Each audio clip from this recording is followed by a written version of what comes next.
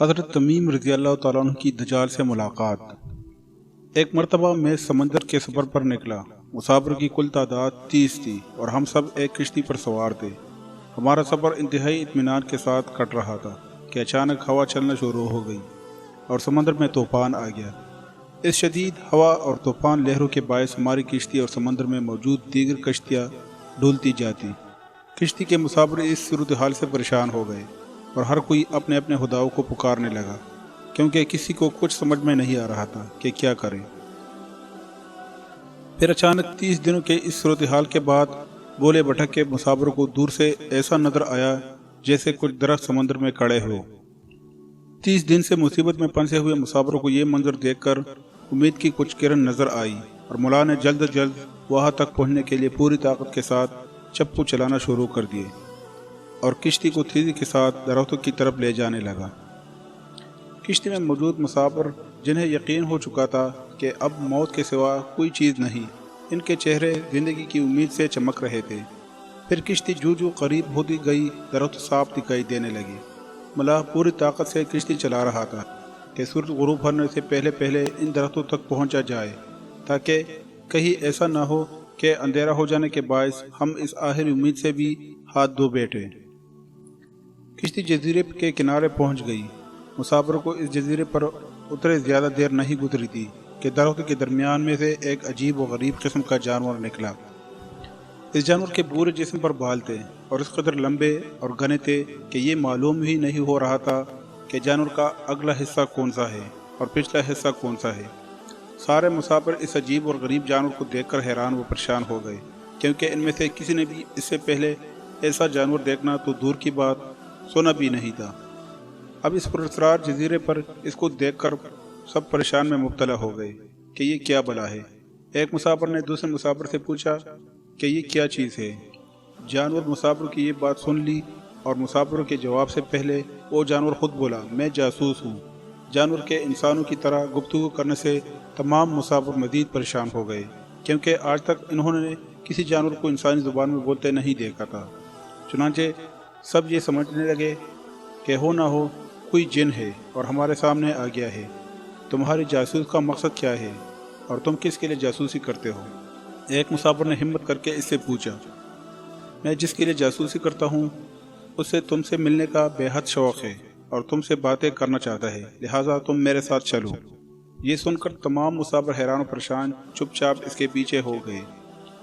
وہ عجیب و غریب جانور درختوں کے درمیان ہوئے راستے سے ہوتا ہوا ایک پرانے محل کے سامنے جا کر کھڑا ہوا۔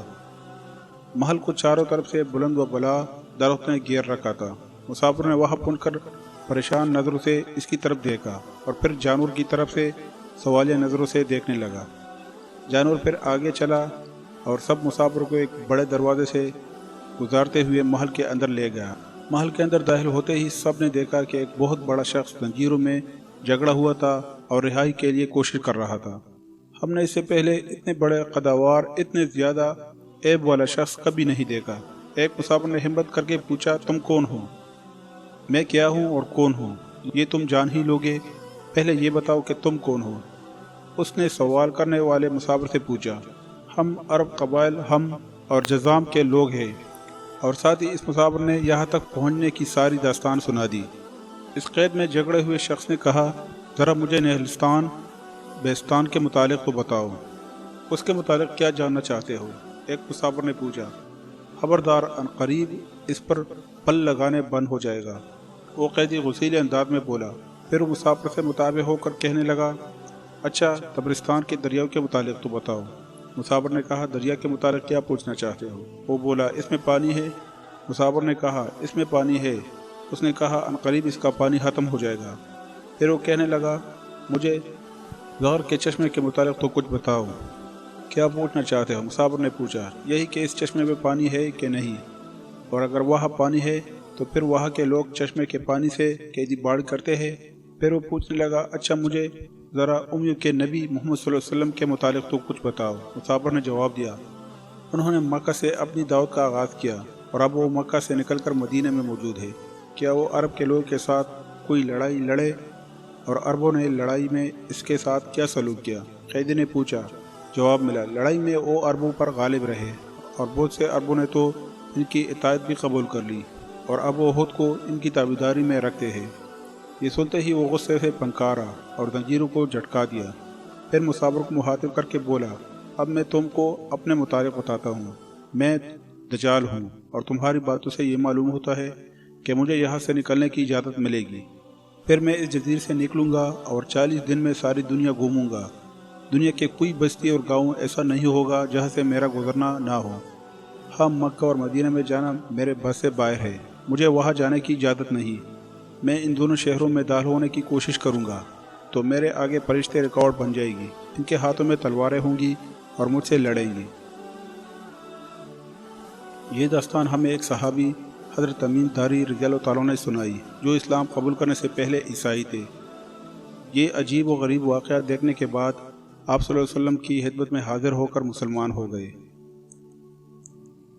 دوستو، میرا نام ہے بلال اور آپ دیکھ رہے تھے میرے یوٹیوب چینل بلال انفو۔ مزید ایسی ہی ویڈیوز دیکھنے کے لیے ہمارے چینل کو سبسکرائب کریں، ساتھ میں بل کے آئیکن پر بھی لازمی کلک کریں۔ میں ملوں گا آپ کو کسی اور ویڈیو میں، تب تک کے لیے اجازت دیجیے۔ اللہ حافظ۔